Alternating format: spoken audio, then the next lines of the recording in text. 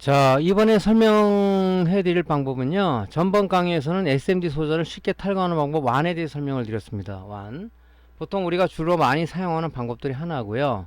그 다음에 오늘은 이제 방법 2를 설명을 드려야 되는데, 방법 2에는 두 가지가 있습니다. 카타카를 이용해서 SMD 소자를 쉽게 탈거하는 방법이 하나 있고, 두 번째 방법은 SMD 리모벌 킷을 이용해서 SMD 소자를 쉽게 탈거하는 방법이 있습니다.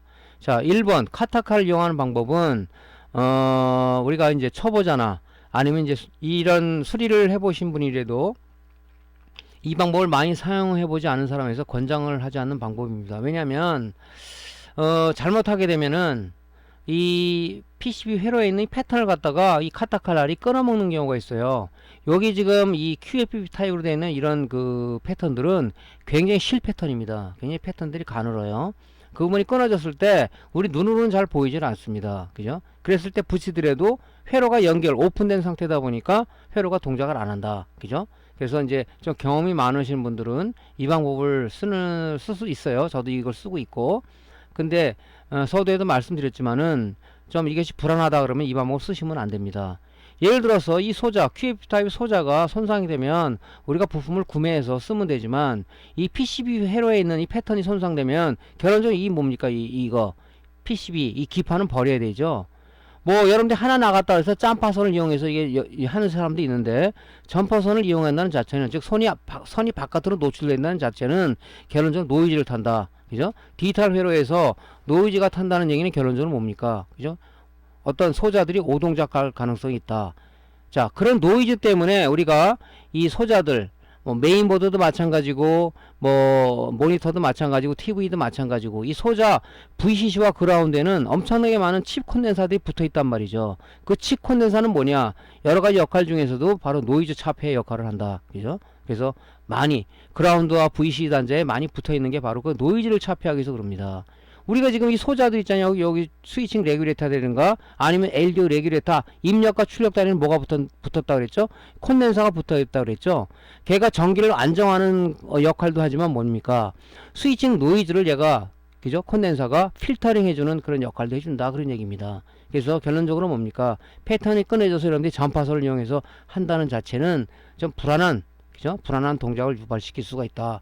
권장사항은 아니다, 이 얘기죠. 하지만 좀 설명을 좀 드릴게요. 자, 먼저 실물을 한번 보고 좀 말씀드릴게요. 실물을. 자, 우리 메인보드를 한번 살펴보겠습니다. 메인보드를 보면요, 지금 여기 있는 게, 요게 지금 QFP 타입의 소자죠. 요게, 그죠? 요게 이 소자를 보면 여러분들이 지금 우리 AD 보드의 스케일러나 아니면은 패널보드 쪽에 패널보드라든가, 또 아니면은 우리 TV 쪽에 T컨버터라든가 패널보드라든가, 그런데 보면 요렇게 이 QFP 타입이라 그러죠. 리드가 사방 바깥으로 향한 IC들, 이런 소자들 갖다 QFP 타입이라 요런 게 있는데, 여기 보시면 다리가 리드가요 엄청나게, 이런 건 지금 128핀의 리드를 가지고 있단 말이죠. 이 리드를, 그죠? 이걸 우리가 인두기라든가 열풍기를 띈다는 자체가 굉장히 어렵습니다. 어려운 이유는 뭐라 그랬죠? 이 소자 자체 다리도 많지만 여기에 솔더링으로 쓰는 납들이 뭐냐면 무연납을 쓴다. 무연납은 유연납에 비해서 융점이 굉장히 높다, 그렇게 얘기를 했습니다. 그죠? 그 다음에 또 하나 뭡니까? 사용하다 보면 리드에 솔더링 납들이 산화가 돼서 잘 떨어지지가 않아요. 그래서 여러분들이 웬만한 실력 가지고는 이거 띄기가 어려운데, 띄더라도 뭡니까? 여기 있는, 그죠? 여기 잠깐 보시면은 여기가 지금 패턴들이 있는데, 요 패턴, 이 패턴이 굉장히 가늘어요. 이 패턴을 갖다 들고 일어나는, 손상을 시켜버리는 그런 우리가 현상을 여러분들이 볼 수가 있다 하는 겁니다. 그래서 이런 걸 과연 어떻게 띄겠냐? 그래서 제가 SMD 소자를 쉽게 탈거하는 방법 2에 대해서 설명드리고자 하는 목적이 그거죠. 그죠? 여러분들이 어떤 고장 요소를 발견을 했어요. 그죠? 발견을 했단 말이죠. 그러면 그 소자를 일단 떼어서, 그죠? 새 부품을 구매해서 붙여줘야 되는데, 이게 이제 띄고 붙이는 게 만만하지 않단 말이죠. 첫 번째, 우리가 부품을 갖다 부착하기 위해서 띄는, 그죠? 디솔더링 작업을 해야 되는데 이게 만만치가 않단 말이죠. 뗐다면 어떤 방법으로 더 붙이겠죠. 그래서 SMD 소자를 쉽게 붙이는 방법에 대해서 제가 강의를 올려놓은 게 있습니다. 오늘은 이 탈거하는 방법에서 굉장히 어려움을 겪고 있는 사람도 있기 때문에 이걸 총망라해서 제가 이제 교육을 한번 시켜드리는 겁니다. 자, 먼저 카타카를 이용하는 방법에 대해서 설명 잠깐 드리면요. 준비물은 항상 우리가 솔더링, 디솔더링에서는 젤 플락스가 약방의 감초처럼 빠지지가 않죠. 그 다음에 카타칼. 카타칼은 이 날이 한 번도 사용해보지 않은 예리한 칼날을 이용해서 해야 됩니다. 그 다음에 젤 플락스는 항상 뭡니까? 적당량을 도포하기 위해서 젤 플락스 도포용 붓이 있죠. 이걸 손으로 갖다 이게 해가지고 바르시는 분이 있는데 이것도 굉장히 아주 몸에 해로운 화학 제품들입니다.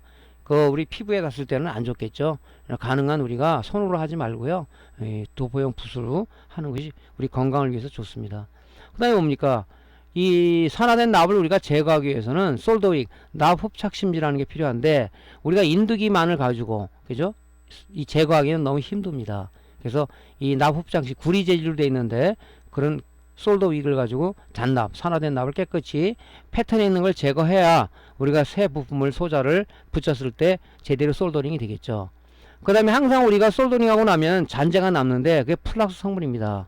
플락스 성분이 PCB에 남아있으면 과히 우리가 권장할 만한 그런 상황은 아니에요. 그래서 TC라는 세척제를 가지고 깨끗이 닦아내야 되겠죠. 그 다음에 우리가 이제 뭐 고주파 인두기는 당연히 필요하겠죠. 인두기가 있어야 리드를 디솔더링 하다 보니까 고주파 인두가 필요하겠죠.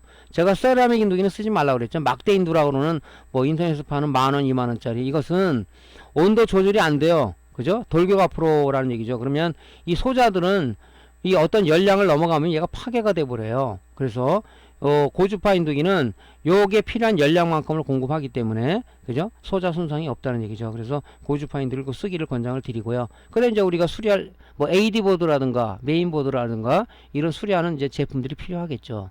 자, 그럼 어떻게 하는지 한번 다시 봅시다. 자, 우리가 이 카타칼 이용해서 이제 이 QF소, 이 다리가 많은 이 소자들을 이 다리를 좀 잘라내야 돼요. 그죠? 이거 띄기가 어렵다 보니까 이런 방법을 쓴다 그랬죠? 여기 보면 리드와, 그죠? 이 칩하고, 그죠? 이 칩을 보호하기 위해서 이 세라믹 막이, 까맣게 세라믹 막이라고 그랬죠?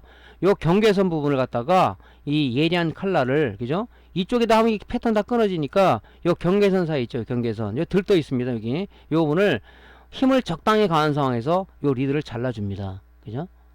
한번 자르고 나서는 이 칼이 마모가 된단 말이죠. 그러면 우리 카타칼날은 요 마디마디 자르게 돼 있죠. 잘라서 이제 여기 좀 자르고 여기 자르고 사방을 자릅니다.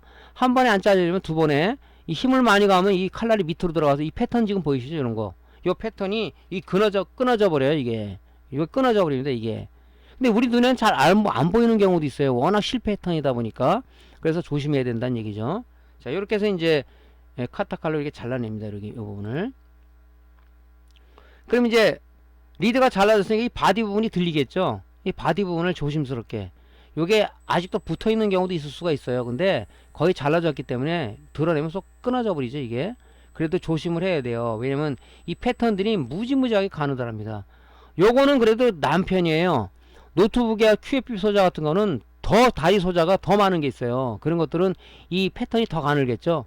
그렇다면 이 패턴이 우리가 데이터 시트를 찾아봤을 때 많이 끊어진 패턴이 우리가 노 커넥션, 연결이 안 되는, 그죠? 안 쓰는 우리 이 핀이라 그러면은 불행 당연히 괜찮겠지만 이것이 연결돼서 어떤 작용을 하는 그런 소자 핀이다 그러면 곤란하겠죠. 그죠? 이 바디 부분을 드러낼 때도 좀 조심스럽게, 그죠? 어린애 다루듯이 좀 조심스럽게 드러내야 된다. 그런 얘기입니다. 자, 그 다음에 이제 드러냈으면 이 다리들이 128분의 이런 다리 리들이 자잘한 다리들이 굉장히 많이 붙어 있어요. 그래서 우리가 이때 쓰는 게 뭐다? 납을 잘 떨어지게 하는 성분, 뭉치게 하는 성분도 있지만 플락스는 잘 붙게 하는 성분도 있다 그랬어요. 그 젤플락스형 도포로다가 이 젤플락스를 사방에 적당량, 너무 조금 바르면 안 되고 그냥 여러분 적당량 발라주세요. 나중에 이제 이 플락스 성분은 TC로 닦아내면 세척을 하면 되니까. 자, 그래서 이제 이렇게 이제 도포를 합니다. 그 다음에 뭡니까? 인두기를 그냥 여기다 대면 안 되고요. 이게 산화된 납이기 때문에 잘 안 떨어져요. 그렇기 때문에 인두 팁에다가 우리 지금 실납 있죠? 무연납, 실납을 갖다 좀 충분히 여기다 이렇게 묻히세요. 묻혀가지고 여기 좀 이 팁에 납이 이렇게 크게 둥그랗게 뭉칠 거 아닙니까? 요 리드에다 딱 대면은 요 리드가 녹으면서 납이 여기 다 달라붙죠. 리드가 쭉 달라붙습니다. 이렇게. 그래서 얘 뛸 때는 뭐냐면 힘이 좀 있으신 분은 이게 힘을 가하게 되면 이 패턴들이 옆으로 이게 일어나서 옆에 붙어버리는 경우가 있어요. 그러니까 요 뒷솔더링 할 때도 굉장히 좀 이 패턴들, 가는 패턴들은 주의를 해야 된다. 그래서 이렇게 묻혀가지고 살살살살. 그러니까 이런 쪽으로 지금 패턴이 이렇게 구성되어 있지 않습니까? 여기서 이렇게 긁으면 패턴이 옆으로 휜단 말이죠. 그러지 말고 요 방향대로다가 여기다 방향대로 이런 식으로 하면 패턴도 손상이 안 되고, 여기는 리드가 여기 지금 납을 갖다가 좀 팁에 충분히 묻혔다. 이거 다 달라붙습니다. 그러면 이제 이 납을 좀 털어내고 또 이쪽 작업하고 그래서 이 패턴에 있는 이 리드들을 충분히 여러분들이 깨끗하게 제거를 해줘야 된다, 그런 얘기입니다. 자, 제거를 했으면 이제 잔납이 남을 거 아닙니까? 그죠? 잔납 나무를 갖다가 여러분들 그냥 여기다 솔더링 하는 사람도 있어요. 간혹 초보자들은 그렇게 하면 안 되고, 이 납은 이미 산화된 납이기 때문에 우리가 솔더링 했을 때 괜히 어떤 그 방해되는 이 성분들이에요. 그러니까 인두기로 어느 정도 제거가 되면 인두기로 100% 이 잔납을 제거할 수는 없습니다. 그러니까 이 솔더 윅을 가지고 납 흡착심이라고 얘기를 하는데, 솔더 윅을 갖고 가면 납이 짝짝 빨아들이죠. 그래서 여러 번 작업해서 이 패턴에 있는 잔납들을 아주 깔끔하게 제거한다. 이것은 뭡니까? 소자가 잘 솔더링 되기 위한 하나의 방법이죠. 이렇게 이제 솔더링을 합니다. 뒷솔더링을 하는 거죠.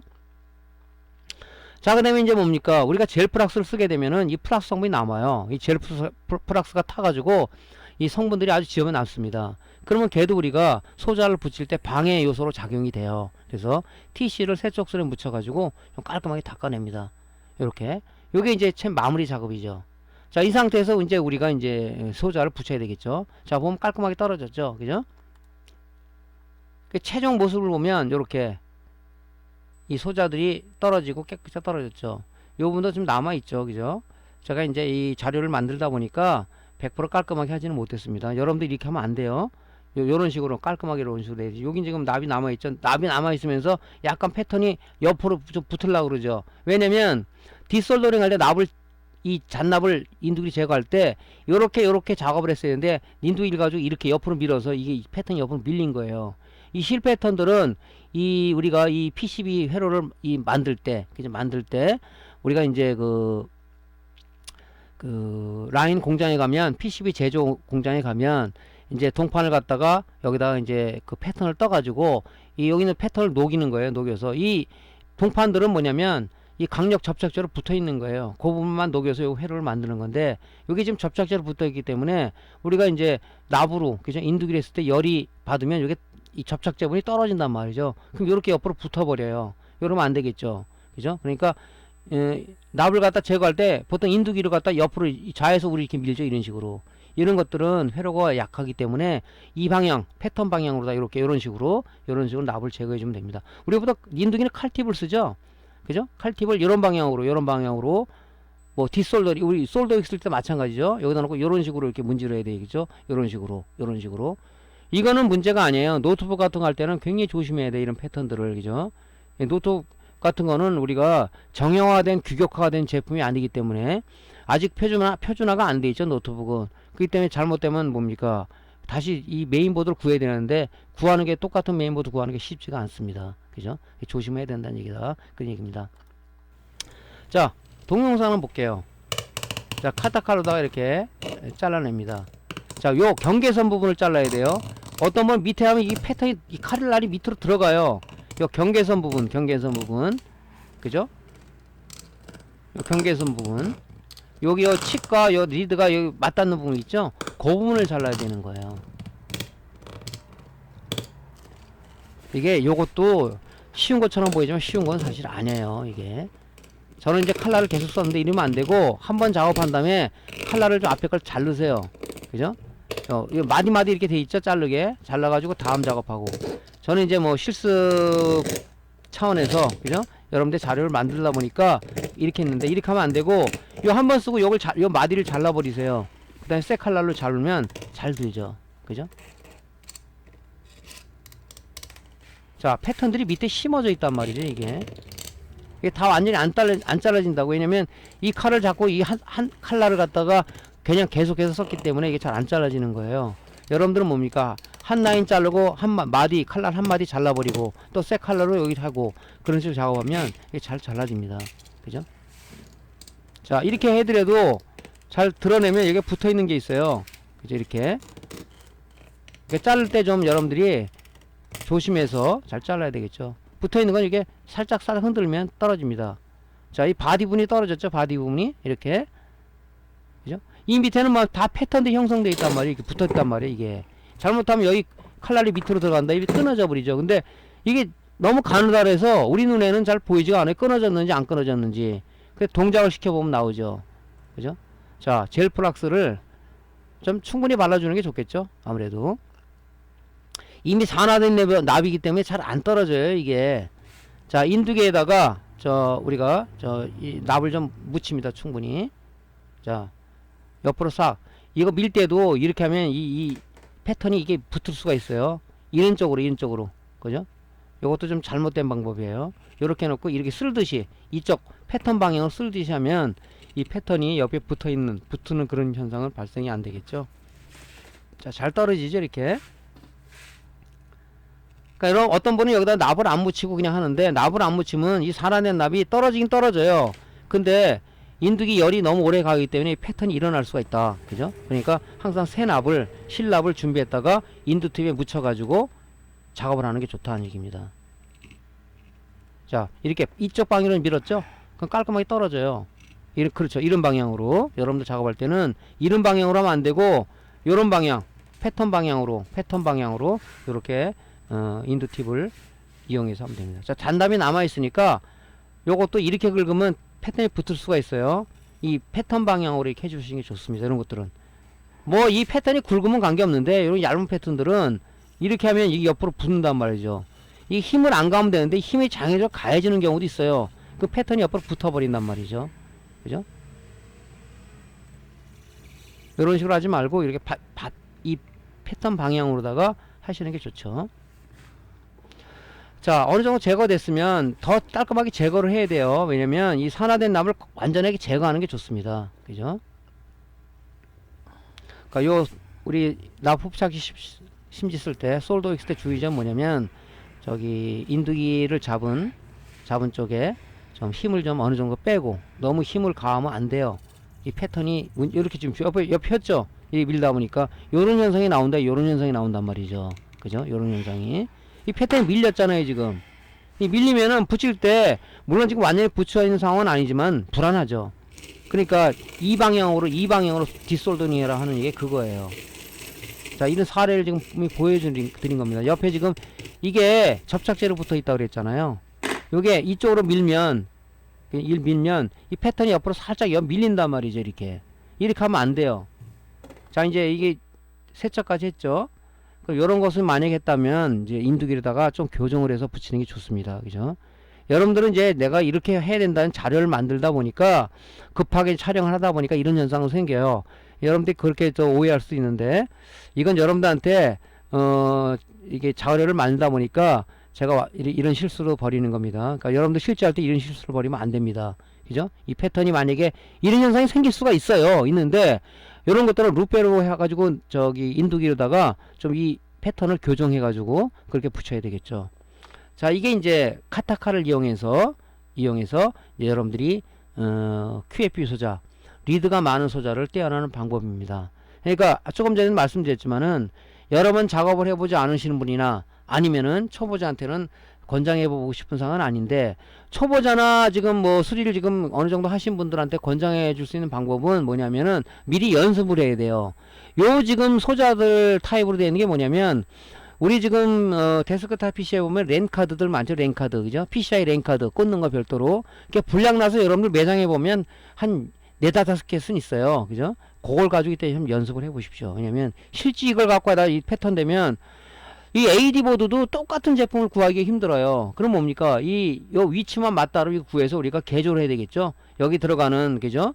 이 핀맵이 틀릴 수도 있고, OSD 가는 핀맵이 틀릴 수가 있고, 또 만약에 리스포타이라면 리스포트에서 넘어오는, 그죠? 5V 신호가 똑같을 수가 없단 말이죠. 그걸 찾아서 일일이 개조를 해야 되는 그런 불편함이 있다. 그러니까 뭡니까 여러분들, 이런 걸 조심해야 된다. 그러니까 사전에 이런 작업을 이제 하려 그러면은 우리가 랜카드라든가 여러분들이 뭐 패보드, 그런 메인보드 같은 거 있지 않습니까? 소비자들이 버리고 한 거, 그런 걸 이용해서 이런 작업을 한 수십 번 연습을 해본 다음에 실전에 이 부분을 접목을 해야 된다 한 얘기를 다시 한번 말씀드리고 싶습니다. 저도 이걸 하기 위해서 랜카드 갖고 몇 번 연습을 했어요. 근데 맨 처음에 잘 안 되더라고요. 그래서 몇 번 했더니 이제 제대로 어느 정도 힘을 가하고 어디 쪽에 잘 자르고 하니까 요령이 생기더라고요. 그러니까 잘 되더라고요. 옛날에 말입니다. 이거를 이런 방법을 몰랐을 때는 메인보드에 그 IO 칩 잘 나간다 그랬죠. 걔는 열에도 약하고 불량도 많이 나요. 그죠? 그 IO가 부팅 회로에 굉장히 중요한 역할을 해주고, 또 키보드 마우스 클락도 사우스에서 제공되는 거 있지만 IO에서 제공되는 것도 있어요. 그래서 그게 문제가 되면 키보드도 안 먹고 하는 현상이 있었는데, 그걸 불량나서 띄기 위해서 이 패턴 무지하게 손상 많이 시켰죠. 그죠? 이거를 뭐 열풍기나 인두기를 띄다 보니까 안 돼요. 이게 안 됩니다. 인두에 열을 가해주게 되면 요쪽 인두를 가하면 이쪽 납이 식어버려요. 또 열풍기 여기 가하고 쭉 하다 보면 또 이쪽을 가하면 여기 가했던 부분이 식어버리고, 그래서 몇 번 하다 보면은 띄어지긴 하는데 그때는 이미 이 IO 칩은 손상이 많이 되죠. 열에 약하다 보니까. 그러면서 뭡니까? 이 패턴이 일어나는 경우가 있어요. 일어나는 경우가. 참, 그래서 그걸 뭐 점퍼선으로 이용하고 뭐 하여튼 생쇼를 하는 경우도 많죠. 그죠? 이런 방법이 좀 그 전에 미리 알았다라면 조금은 수월했을 때 말이죠. 어쨌든 간에 연습을 해본 상황에서 이런 작업을 해야 된다는 것을 여러분들한테 꼭 말씀드리고 싶습니다. 그냥 막 제가 이 강의했다고 그래서 실제 고장난 거 갖다가 놓고 그냥 소비자 걸 갖다 놓고 했다가는 큰 낭패를 당할 수가 있어요. 이 패턴이 지금 확대해서 보이면 좀 굵게 보이지만 이 굉장히 실질은 가느다라요. 이런 것들이. 그죠? 조금 전에 메인보드 보여드렸죠? 패턴들이 제 눈으로는 잘 안 보여요. 루페 돋보기로 봤을 때 패턴들이 너무 가느다랗구나 이걸 느낄 수가 있습니다. 그러니까 이런 것은 충분한 연습한 다음에 여러분들이 작업을 해달라 하는 얘기를 추가적으로 드립니다. 자, 이제 설명해야 될 그 내용은 뭐냐면 바로 이겁니다. 오늘의 우리 강의의 주제는 뭐냐면, 이렇게 그 다리가 많은 소자들이 이렇게 뛰기가 힘들고, 그죠? 탈거하기 힘들다 보니까, 그죠? 탈거하기 힘들다 보니까 이제 이런 SMD 리무벌 킷이라는 이런 것이 출연이 된 겁니다. 그래서 우리가 상당히 소자를 쉽게 뛸 수 있는 하나의 뭡니까? 그런 이제 좋은 이런 제품들이 나왔다는 얘기죠. 그래서 여기 보면 이 제품을 사게 되면 말입니다. 이게 두 개가 들어있어요. 하나는 뭐냐면 이 젤프락스죠. 젤프락스, 이게 납이 있는데 일반 납하고는 틀려요. 이걸 이렇게 쭉 피면 이게 지금 곡선을 폈습니까? 쭉 이게 필라고 하면 이게 똑 부러집니다. 이 납은 뭐냐면요, 어떤 재질로 되어 있냐면 똑같이 납인데, 일반 납은 오래 온도를 가해서 하면은 조금 되면 식어버리죠. 얘는 이 열을 가해서 녹이게 되면 어느 정도의 그 높은 열량을 가지고 계속 녹아있는 상태가 돼요. 그렇기 때문에 우리가 이걸 띄는 거예요.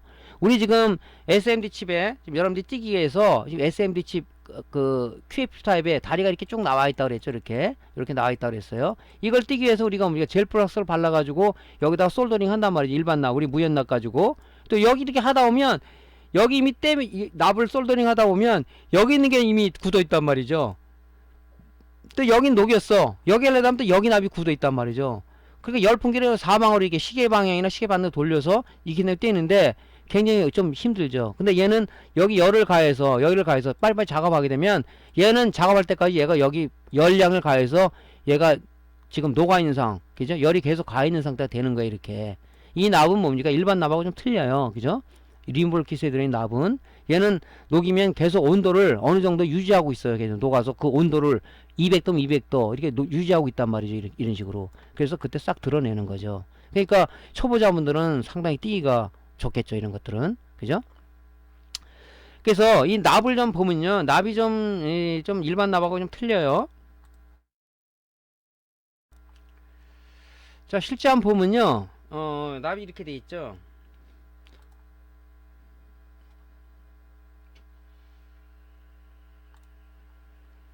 이제 제품을 사게 되면 이렇게 이제 젤프락스하고 이렇게 들어 있습니다. 이렇게 들어 있는데 납이 이게 좀 뻣뻣해요. 이게 일반 납 좀 식혀지는 게 잡아대면 떡 부러집니다. 이렇게 납이 부러져 버려. 이렇게 납이 부러져 버려. 이렇게 이런 식으로 부러집니다. 그러니까 할 때 조심해서 좀 약간 너무 확 키지 말고, 이걸 솔더링 할 때는 좀 해가지고 이런 식으로 하면 되죠. 그죠? 여기 들어있는 이 젤 프락스는 우리 쓰는 프락스와 같은 거예요. 이게 뭐 특수한 게 아니라. 그래서 우리가 쓰는 이 젤 프락스를 써도 관계는 없습니다.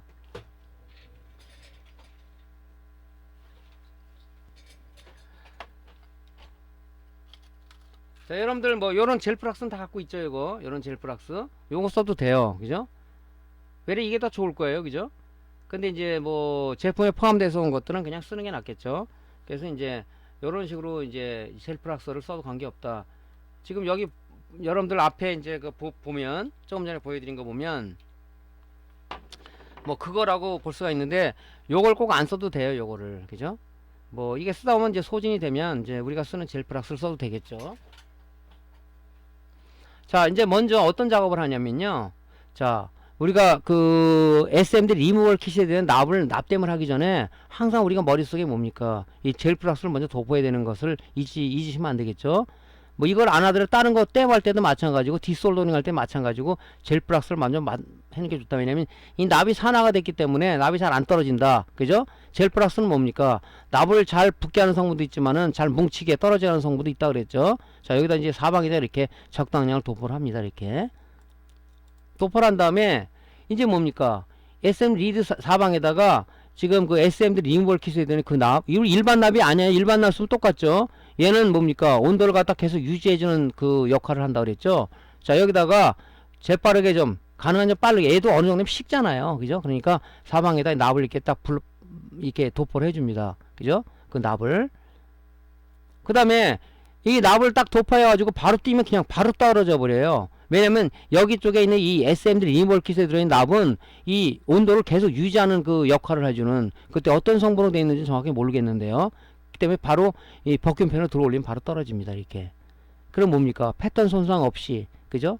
이 소자에 어차피 재활용하는 게 아니라 이걸 구해야 되겠죠. 그죠? 쓴다 그러면 다시 이걸 갖다가 디솔더링에 쓰면 되겠지만, 그죠? 보통 소자는 우리가 별도로 구매해서 아이오 카드라든가 이런 것들은 별도로 구매를 하지 않습니까?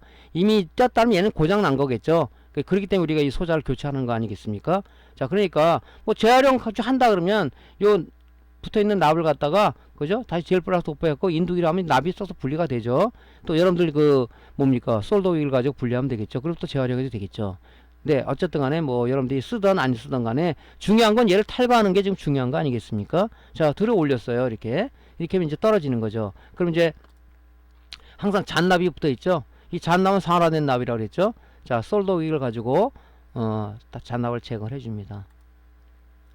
그 다음에 이제 뭡니까? 이 플락스 성분이 있기 때문에 그냥 이렇게 초보자는 납땜해 가지고 보통 이제 뭐 컴퓨터가 몇 군데를 거쳐서 온 것들은 보면 다 초보자라는 것을 우리가 딱 눈으로 알 수가 있어요. 이 납도 그렇고, 그죠? 이런 어떤 이런 소자 띈 자리도 보면 전부 다 플락스가 있어가지고 아주 이게 오래되면 또 이게 굳어요. 이 플락스가. 그래서 아주 진한 고동색을 띠는 그런 자리들이 아주 눈에 보면은 거슬리는 그런 제품들도 많이 들어오긴 합니다. 그래서 깔끔하게 제거해 주는 것이 우리가 꼭 뭐 어떤 상품성을 높이게 하는 그런 것도 있겠지만 중요한 것은 뭡니까? 이것들이 납을 솔더링 할 때 이 소자들이 잘 붙기 위해서 이런 TC로다가 세척들 깨끗이 제거해 주는 것이 그건 목적이겠죠. 자, 실제 봅시다. 자, 리몰 킷에 들어있는 젤 플락스를 요거 이제 튜브 형식으로 되어 있으니까, 그죠? 좀 사용하기가 좋잖아요. 자, 어느 정도 발라준 다음에요. 자, 이제 SMD 리무얼 킷에 들어있는 납이 있어요. 일반 납을 쓰면 안 되죠, 이거는. 자, 납을 갖다가 재빠르게 이렇게 솔더링 합니다. 지금 보면 납이 뭐 녹아있는 상태로 지금 이렇게 돼 있죠. 이게 지금 계속 녹아있어요. 이 온도를 유지를 해준단 말이에요, 이 납이. 그죠? 물론 어느 정도 하면 식죠, 이것도. 그죠? 그러니까 얘는 이 납이 어느 정도의 그러니까 빨리 작업을 해줘야 되겠죠. 보면은 또 납이 식었다 그러면 한번 하면 또 계속 녹아있는 상태로 돼요. 얘는 이렇게 녹아있는 상태로 됩니다. 그럼 왼쪽 선에는 이제 버큐펜을 들고 있다가 이게 녹았다. 계속 납이 온도를, 그죠? 그 온도를 유지해두다 보니까 이미 이 리드는 지금 분리된 상황이라고 보시면 될 겁니다. 그죠? 분리한 상황이라고. 지금 흔들대죠, 이렇게. 자, 납이 녹았다 그러면 다시 한번 납땜을 해주면 그 온도를 유지해요. 이렇게. 자, 바로 돌려버리죠. 그러니까 일반 납은 여기다 하게 되면 여기 녹일 때면 이미 여기 녹인다면 굳어 있어요. 안 떨어지죠. 여긴 떨어지지 우리 안 떨어진단 말이죠. 그럼 강제로 뭐 패턴이 일고 일어나겠죠. 그죠? 그러니까 리무벌 킷은 뭐냐면 이 납이 어떤 특수 성분이 되어 있기 때문에 계속 인두질한 온도 300도 300도를 유지를 계속 어느 일정 시간 하고 있더라 하는 겁니다. 그러니까 뭡니까? 이 리드는 금방 떨어지겠죠. 그죠? 그러니까 이 소자 손상 없이 패턴 손상 없이 우리가 이렇게 굉장히 다리가 많은 이 소자들도 이 리무벌 킷을 이용해서 쉽게 뛸 수 있더라 하는 겁니다. 그죠? 그 다음에 뭡니까? 이제 잔납을, 산화된 납을 제거해 줘야 되겠죠.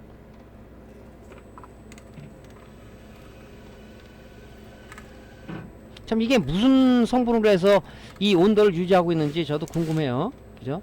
미스테리입니다, 사실은. 근데 뭐 내가 뭐 그 성분이 뭔지까지 알 이유는 없죠.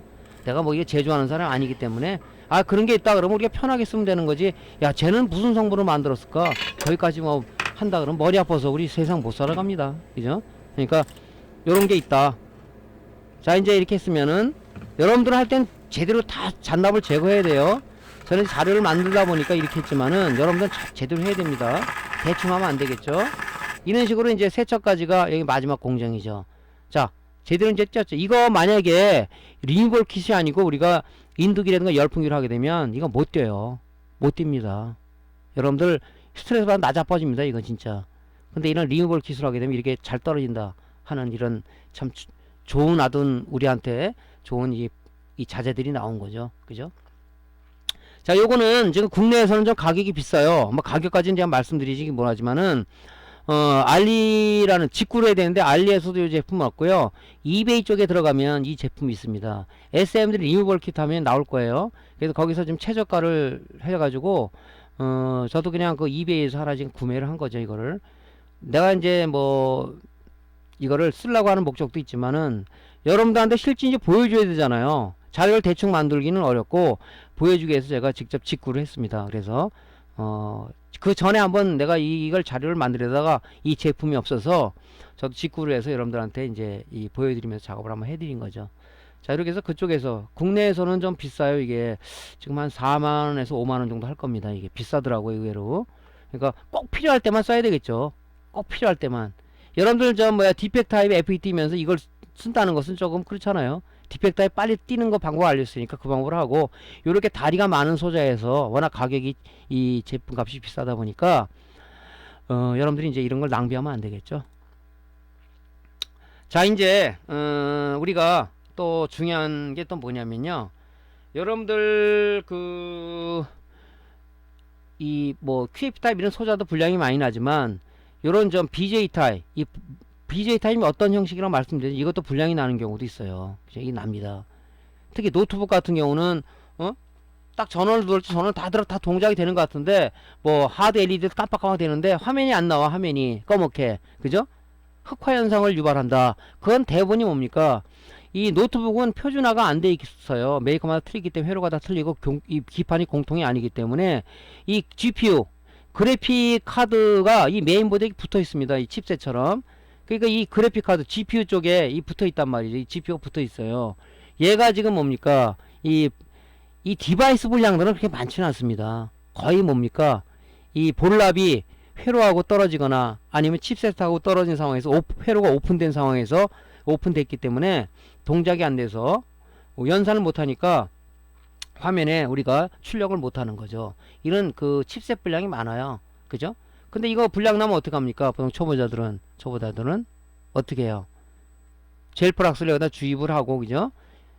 그 열풍기로다가 그냥 위세 쪼여가지고 일단 붙이죠. 딱 붙이니까 화면이 어이 됐다 하고 나갔지만 결국은 1개월도 안 돼서 소비자 컴플레인이 들어옵니다. 아니 세상에 이거 1개월밖에 안 되는데 왜 이런 문제가 됩니까? 그 얘기는 해줬죠. 제가 이 납이 여기 PCB 기판에 있다 그러면 이 칩셋이 이렇게 있어요. 이렇게 있으면 여기 볼랍으로 구성되어 있다 그랬죠. 이렇게. 그죠? 요게 이 칩셋은 온도가 하는 일이 많기 때문에 여기 히트싱크로 딱 덮어져 있어요. 여기에. 이게 열이 받으면 그 납이 녹았다 식었다 하면서 납이 크랙이 생기면서 이 PCB에 있는 이게 붙어있는 이 볼이 뜨거나 아니면 칩셋에 붙어있는 요 부분이 볼이 뜬다고 그랬어요. 이 오픈된 상태가 되는 겁니다. 그러면서 납이 녹았다 식었다 하다 보니까 이 볼납이 이 내부적으로 크랙이 생겨버려요. 쪼개진다고 얘기하죠. 이걸 약품을 넣어서 붙이면은 붙기는 붙겠죠. 붙기는 붙겠죠. 하지만 뭡니까? 이게 납이 이미 이때는 크랙이 생긴 것도 있지만 납이 살아가서 잘 붙지를 않습니다. 그러면 또 떨어져 버려요. 그래서 이런 건 원한이 아니다. 또 더 잘 떨어지는 게 뭐냐면 여러분들은 열풍기로다가 위에서만 열을 쪼였어요. 여기다 젤플락스를 주입을 했겠죠. 그러면 요 칩셋하고 요 부분에 오픈된 상황에 볼납들은 붙어요. 붙습니다. 근데 볼납이 밑에 이 회로까지 전달이 안 되기 때문에 여기 살짝 붙는단 말이죠. 그래서 우리가 이런 걸 뛸 때도 열풍기를 물론 할 수도 있지만은, 그죠? BJ 장비를 하게 되면 열풍기는 상부에서만 열을 가해지만은 BJ 장비는 하부에서도 열을 가하는 거예요.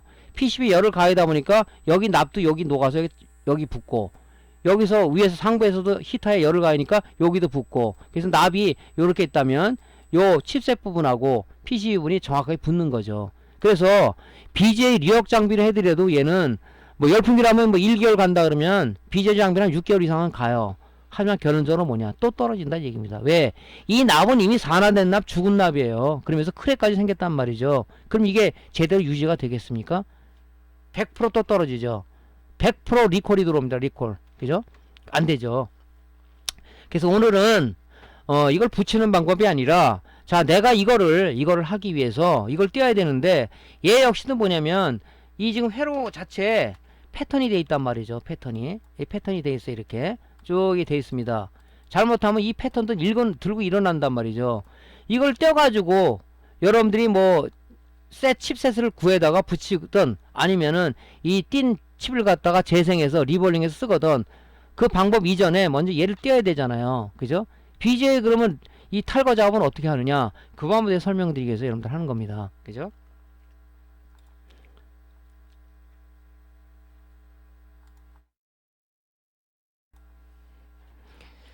자, 요거 하기 전에 좀 실물을 한번 보겠습니다. 실물을. 자, 우리 노트북 보면 이렇게 지금 칩셋들이 이런 식으로 붙어 있어요. 그죠? 이렇게 붙어 있습니다. 근데 얘가 불량이 났어. 이게 GPU라 그러면 이게 불량이 났단 말이죠. 그러면 어떤 얘를 탈거를 해야 되잖아요.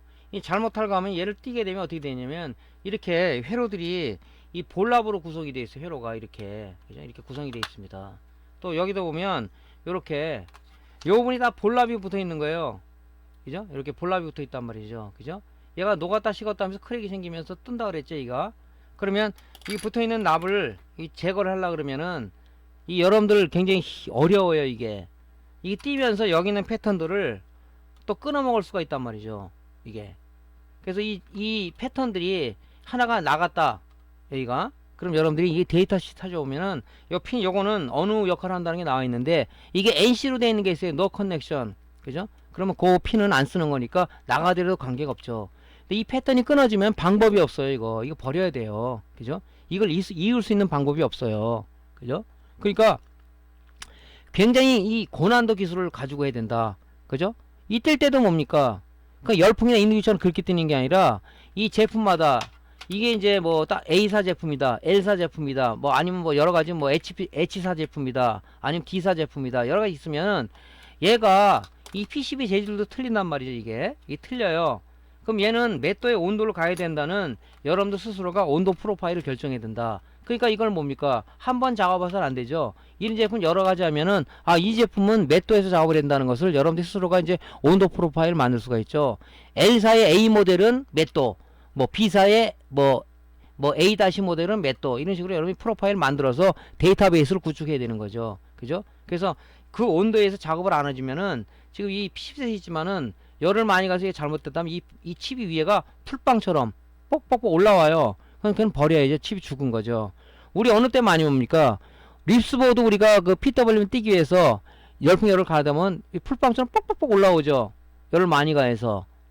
그때 그건 뭡니까? 회로가 들떠버리는 거죠. 근데 그건 단면 기판이기 때문에 어느 정도 그래도 쓸 수는 있어요. 근데 이런 것들, 또 이런 것들은 이 여러 가지 면이 있기 때문에 이 회로가 죽는단 말이죠. 그러니까 이 굉장히 뛸 때 조심해야 되겠죠. 그죠? 그래서 열풍기라든가 열풍기를 작업하는 것은 권장을 안 하는 부분이 뭐냐면 그 온도 프로파일이 얘에 맞는지 안 맞는지도 모르겠고, 또 여러분들이 작업을 많이 안 해봤다면 또 그렇게 할 수도 없는 거고 그렇다는 얘기죠. 그죠? 그러니까 요런 식으로 돼 있기 때문에 이 패턴이 하나라도 여기서 떨어지면은, 그죠? 이게 공 패턴이 아니라 진짜 쓰는 패턴이라면 이 노트북은 작동이 안 되는 거예요. 그죠? 이제 이런 구조를 가지고 있다.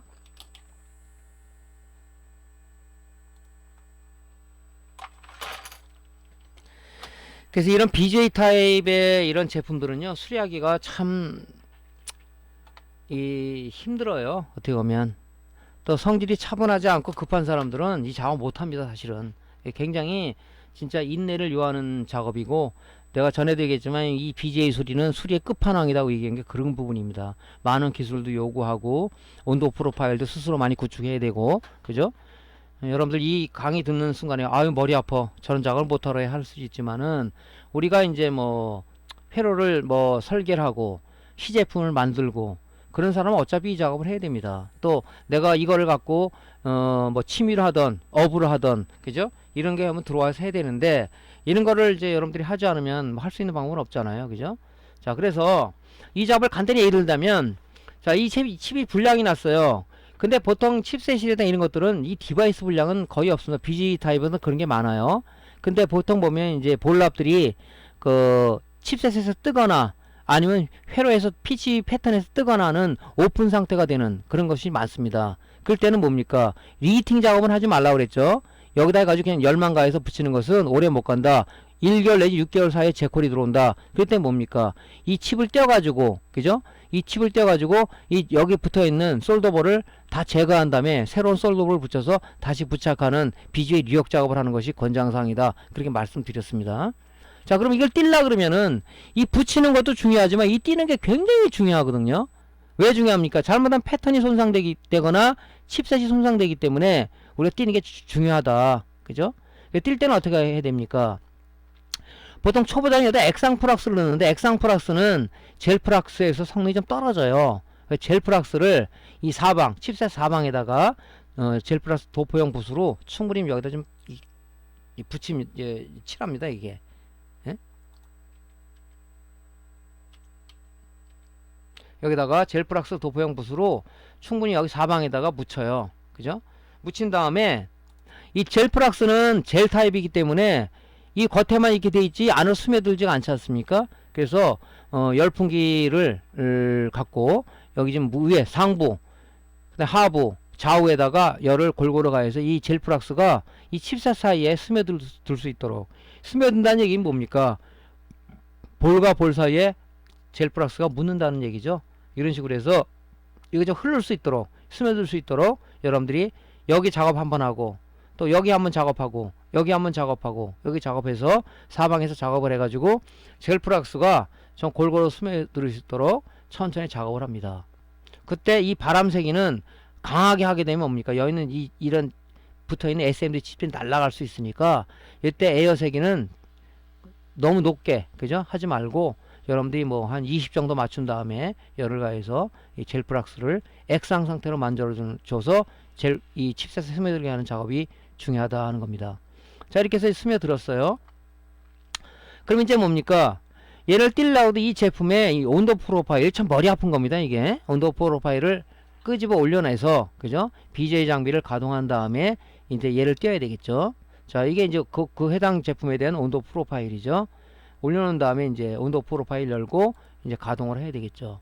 자, 여기다가 이제 거는 겁니다. 그 다음에 레이저 포인트, 노즐을 맞추기 위해서 레이저 포인트를 맞추고 이 노즐 위치를 요 칩셋에 들어가게끔 맞추는 거죠. 그죠? 그 다음에 이제 전원 장비를 이제 그 BJ 장비를 온 시킵니다. 그럼 열이 이제 하부 히터와 상부 히터에 열이 가해지겠죠. 그러면 얘는 어느 정도 올라가면 이제 여기서 하부에서 이 바람이 내려오고 상부에서 뜨거운 열이 올라와서 하부와 상부에서 열을 가해서 납을 녹여서 띄는 작업이죠, 이게. 자, 이제 여기 이제 뭐 이건 뭐 장비마다 틀려요. 이 스타트 버튼을 누르게 되면 이 노즐이 내려와서 이제 이때부터 이제 하부와 상부 히터가 가동이 되는 거죠. 가동이 됩니다. 그러면은 그 온도 프로파일이 이제 그 처음에서부터 7단계까지가 있는데 장비마다 틀려요. 걔가 이제 그 작업을 하기 시작을 하죠. 작업에서 이제 온도가 올라가면 그냥 하는 게 아니라 약간의 노즐을 돌려서 이런 이제 핀셋이라는 걸로 이 칩셋을 이게 약간 밀면 이게 흔들흔들 돼요. 놓으면 그때 이제 종료 버튼을 눌러서 얘를 분리해내는 거죠. 이 장비마다 좀 틀립니다. 근데 뭐 BJ 장비들은 거의 뭐 이런 똑같은 거의 이런 기능들을 갖고 있다 보니까 뭐 여러분들 이렇게 하면 작업을 하면 되죠. 그래서 이제 이 칩셋이 핀셋으로 녹을 때쯤 되면 이게 밀면 흔들흔들 돼요. 그때 핀셋으로 다 불어 올리거나 아니면은 바큐팬 아까 얘기했죠? 바큐팬으로 들어 올리면 됩니다. 근데 바큐팬도 잘못하면 이게 지금 납이 녹아있는 상황이기 때문에 이게 바큐팬 잘못 들으면 떨어졌다 그러면 여기 이 회로 쪽에 붙으면 이거 골치 아파요. 그죠? 이 SMD 부품에 납이 뒤집어 씌워 엎어버린단 말이죠. 그러니까 뭡니까?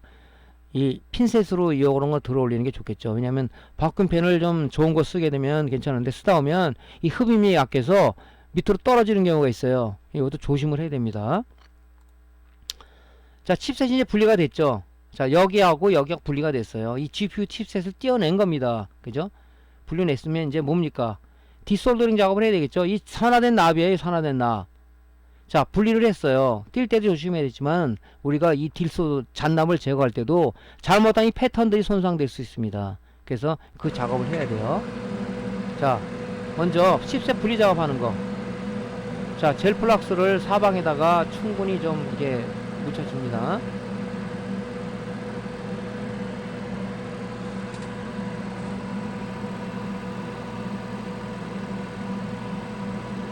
이건 젤 타입이기 때문에 겉에만 묻어있지 안으로 스며들지 않잖아요 지금. 그죠? 액상 플락스는 좀 성능이 좀 떨어지기 때문에 액상 플락스, 이제 물 플락스로부터 액상 플락스 얘기하는데 그거는 잘 스며들죠. 근데 성능이 떨어져요. 자, 이 상태에서 자, 액상을 우리가 젤 타입을 액상 상태로 만들기 위해서는 열풍기를 이용해야 되겠죠. 자, 열풍기 녹입니다. 그러면 이 비스듬히 들었기 때문에 이 사이로 스며듭니다. 이렇게.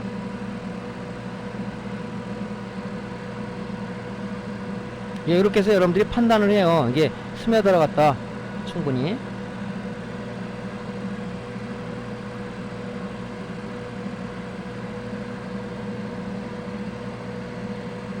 좀 부족한 것 같다면 여기다 젤 플락스를 더 발라가지고 하면 밑으로 쫙 스며들죠. 그죠?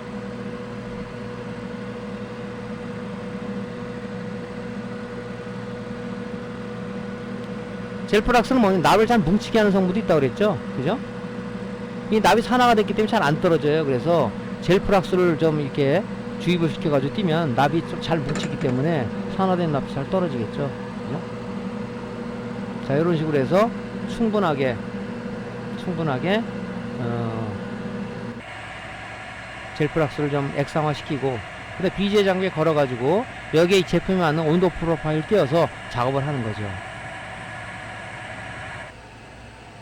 자, 보통 D4하고 5단계, 요 단계에서 이제 보통 납이 녹기 시작을 하죠. 장비마다 틀리다고 그랬어요. 그래서 이제 요때는 노즐을 약간 들어 올려서 이렇게 밀어보면 이 칩셋이 흔들흔들 됩니다. 약간 들어서 제가 한번 살펴본 겁니다. 이 연기가 무지하게 많이 납니다. 젤 플락스에 타기 때문에. 그래서 환기시설이 필요하다고 그랬죠. 환기시설 만드는 방법에 대해서는 제가 유튜브 강의 이렇게 떨어졌습니다. 그죠? 분리해놨죠. 이렇게. 만약에 이게 안 떨어져 강제로 뜨게 되면요, 이 패턴이 다 들고 일어나 버려요. 골치 아프죠? 예. 이 PCB는 버려야 됩니다. 자, 이렇게 해서 이제 여기에서 분리해서 이렇게 끄집어 내놓은 거죠. 요게 이제 GPU 칩셋이고, 요게 이제 패턴의 회로들인데, 이 잔납들이 엄청나게 많이 붙어 있죠. 그죠? 자, 그러면 우리가 칩셋을 재활용해야 되지 않습니까? 그렇다 그러면 뭡니까? 메인보드하고 칩셋에 붙어 있는 잔납들을 제거해 줘야 돼요. 자, 제거할 때는 어떻게 하냐면, 제플라스형 도포용 붓으로다가 충분히 요 PCB, 이제 PCB부터 작업하는 겁니다. 산화된 납을 제거하기 위해서 볼납을 자, 충분히 바릅니다. 근데 간혹 이게 젤 플러스 푸드이 아니고 면봉이라든가 이런 걸 사용하시는 분이 있는데, 면봉을 하다 보면요, 면 성분들이 여기 달라붙어요. 그런데 불량을 유발할 수 있어요. 또 간혹 어떤 분은 손으로다 손가락을 붙여서 하는데, 이거는 뭡니까? 이 젤 플락스는 화학 성분이기 때문에 우리 인체에 좀 좋지는 않은 성분이에요. 그걸 여러분들 우리 건강을 위해서 손으로 작업은 하지 마십시다. 자, 이 면봉, 이 젤 플락스 도포용 붓을 팔아요. 이거 좀 널쩍한 거 있어요. 이런 거 뭐 1,000원인가 2,000원이면 사니까 이걸 갖고 작업하는 게 좋겠죠. 자, 발라줍니다. 이렇게. 자, 잔납을 제거하기 위해서는 아까처럼 마찬가지로 그냥 밀어도 이게 되지만은 이게 산화된 잘 안 떨어집니다. 무연납이면서 요 인두 팁에다가 우리 실납을 충분히 좀 이 뭉쳐 좀 이 녹여서 이 앞에 뭉쳐 줍니다. 그죠? 그러면 여기 앞에 팁에 많은 납이 이렇게 붙어 있겠죠? 자, 여기서부터 이렇게 밀고 나갑니다. 이렇게 밀고 나갈 때 중요한 점 뭡니까? 인두를 잡은 이 팔에 힘을 최소한 빼고 아주 스무스하게 힘을 주면은 이게 아까도 이 PCB는 얘는 이 특수형 이런 이 접착제로 붙어 있기 때문에 열을 많이 떠버려요. 이게 밀면 옆으로 붙어버려 회로가. 그러면서 패턴이 끊어져 버립니다. 이게 약해요. 굉장히 약합니다. 이게.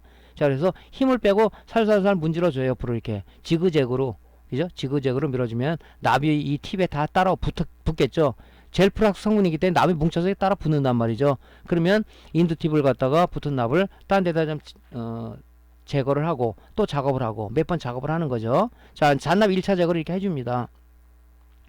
그래도 잔납이 많이 남아 있잖아요. 이제 여기서 솔더 윅을 사용해야 되는데 솔더 윅을 갖고 그냥 작업을 하게 되면 이 패턴에 붙는 경우가 있어요. 그렇기 때문에 납 흡착심지 위에다가 젤프락스 부르다가 붓으로다가 여기다가 이 솔더 윅에 이 젤프락스를 도포를 합니다. 그러면 붙지 않고 잘 떨어지겠죠. 이 납들이 이게 이제 젤프락스를 도포를 합니다.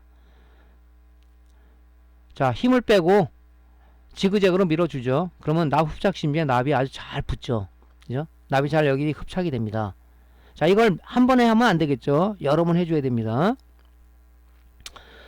자, 근데 완전히 제거가 됐어요. 그럼 뭡니까? 이제 이 젤프락스 성분이 남아있죠. 그러면 좀 깨끗하게 좀 제거를 해줘야 됩니다. 그죠?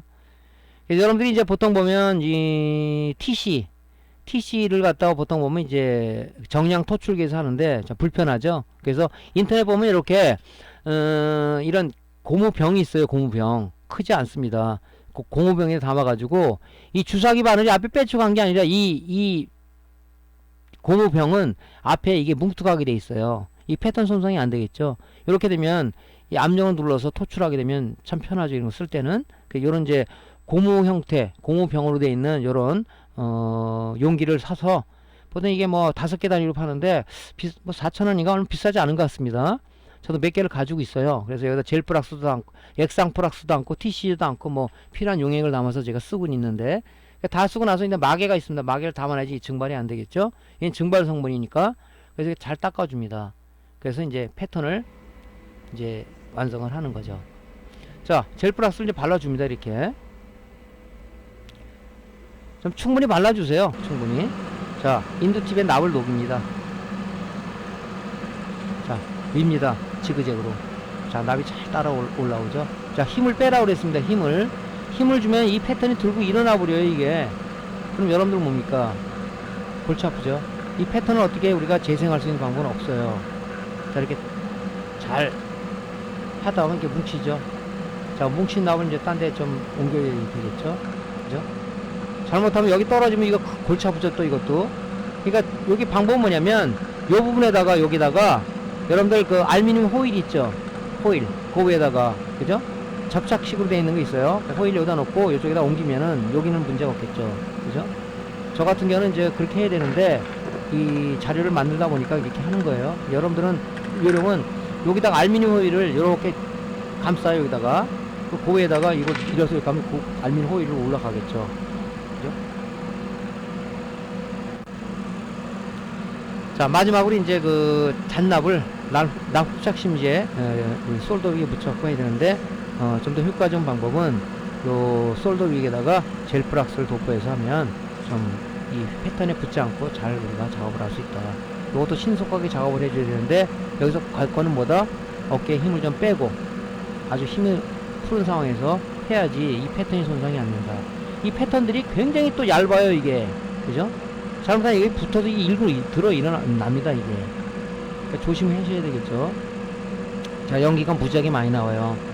건강을 위해서 여러분들 그 환기시설은 잘 해라 그랬죠. 자, 환기시설 만드는 방법은 유튜브 강의에 올려놨습니다. 그걸 참조해서 여러분들이 더 거기다가 아이디어를 편승 발전시켜서 여러분들이 그 환기시설을 만들어주기를 부탁을 드립니다. 이게 지금 위에 환기시설이 쫙쫙 빨아들이는 거예요. 저는 코로 지금 하나도 안 들어오고 있거든요. 근데 이거를 이제 어떤 매장에 가면 연기가 뿌옇게 차 있는 데도 있어요. 그 사람 그 아, 이 건강이 진짜 걱정된다 이런 지금 생각도 많이 좀 하게 되더라고요. 우리가 뭐 건강이 있어야 우리가 또 풍요로운 삶을 누릴 수 있을 거 아닙니까? 그죠? 이걸 뭐 취미로 하든 뭐 하든 여러분들 방에는 환기시설을 좀 해놔야 되는데 돈 많이 안 들이기도 할 수 있거든요.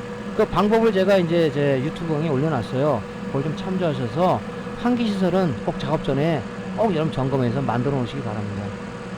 자, 이런 식으로 굉장히 연기가 많이 나요. 그죠? 그래서 이 젤프락스가 탄다고 이렇게. 그래서 이 짙은 고동색을 띠죠. 이때 이제 뭡니까? 우리가 TC를 이용해서 깔끔하게 세척을 해야 된다. 그죠? 자, 패턴 손상 하나도 없죠? 이 패턴 손상 되면 이 패턴 손상 이 공 패턴이 떠버려요. 그래서 지금 PCB가 드러나 버린다고요, 이게. 이 에폭시 재질로 되는데 에폭시가 드러나 버려요, 이게. 그럼 그거 버려야 돼요. 못 씁니다, 이거.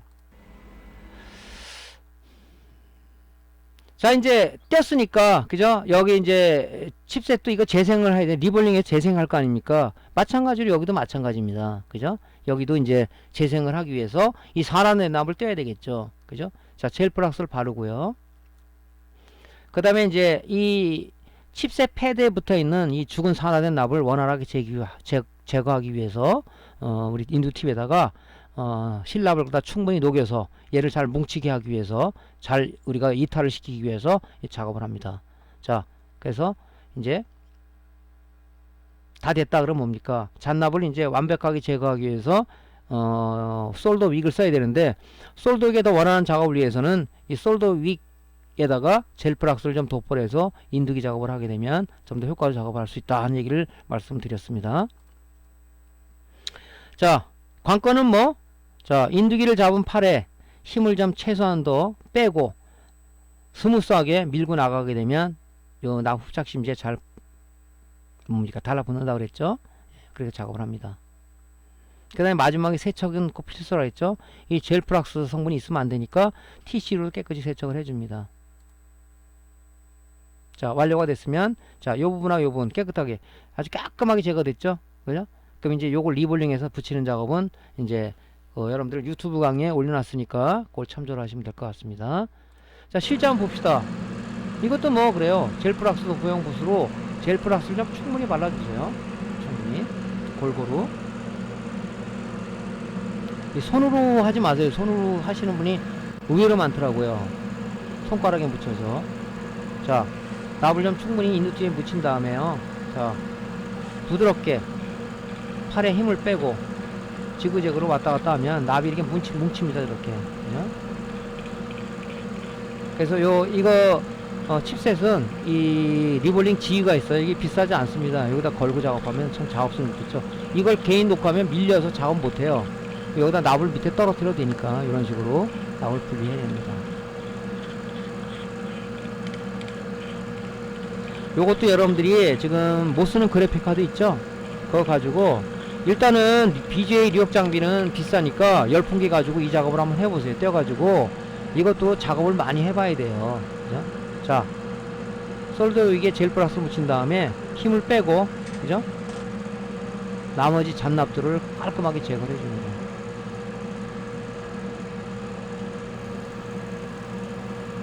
연기가 무지하게 많이 나요. 이거 여러분들 진짜 환기설 안 하고 이 코로 한번 들이키면요 정신이 멍멍해집니다. 그죠? 머리가 지끈지끈 아파요. 그러니까 우리 수리하시는 분들은 이 환기 시설을 거의 안 해놓고 작업하시는 것 같아.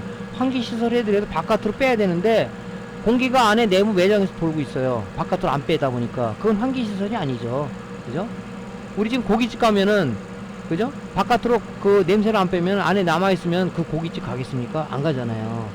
그걸 안에서 이 내부에 있는 공기를 바깥으로 안 빼면은 그 해놓으나 마나란 말이죠. 이게 바깥으로 나가야 되잖아요. 그래서 환기시설은 여러분들 꼭 여러분들이 만드셔서 아니면 이미 만든 사람들 도움을 받든가 해서 돈을 얼마 안 들여도 돼요. 그죠? 그렇게 할 수 있습니다. 이게 위로 빨아들이는 거예요. 지금 내 코로는 좀 안 들어오고 있단 말이죠.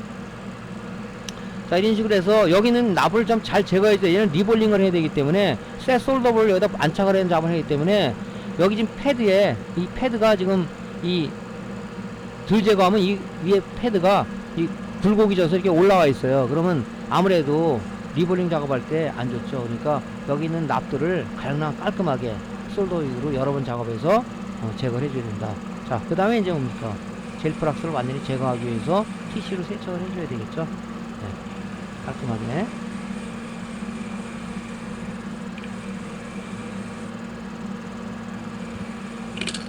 자, 이렇게 된 다음에 이제 마지막에 요거를 어떤 분은 뭐 이런 그 휴지 있잖아요. 뭐 키친타올이라고 그러죠. 그거나 헝겊으로 이걸 닦는 사람이 있는데 그거는 제가 권장을 안 해요. 왜냐면 그 헝겊을 했을 때는 헝겊 그 면성분이 달라붙습니다. 여기 이렇게 붙어요.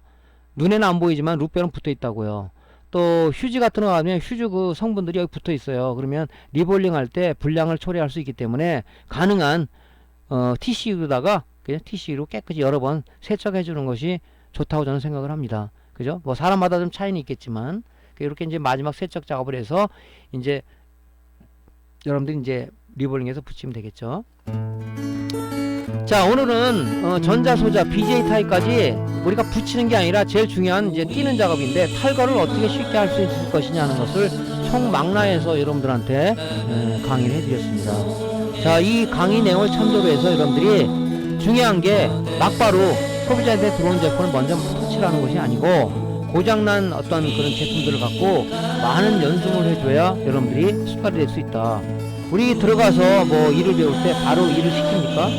계속 그냥 여러분들한테 수분의 숙달을 시킨 다음에 고수가 봤을 때 어느 정도 저 사람 됐다. 이제 실제 작업해라. 이렇게 일을 던져주듯이 우리도 스스로가 그렇게 마음을 가지고 작업을 해야 되지 않을까 생각합니다. 마음만 급해서 작업하다가는 100% 불량을 일으킨다. 그러니까 차분한 마음을 가지고 이 강의를 기반으로 해서 하나하나 차근차근, 그죠? 여러분들이 실력을 쌓아나가는 것이 우리가 불량을 최소화하는 지름길이다. 이렇게 말씀을 드립니다. 자, 저는 전반적인 강의를 해드렸습니다. 자, 어떤 강의가 도움됐으면 구독, 클릭, 좋아요 눌러주시고요. 다음번에 더 좋은 강좌로 찾아뵙겠습니다. 감사합니다.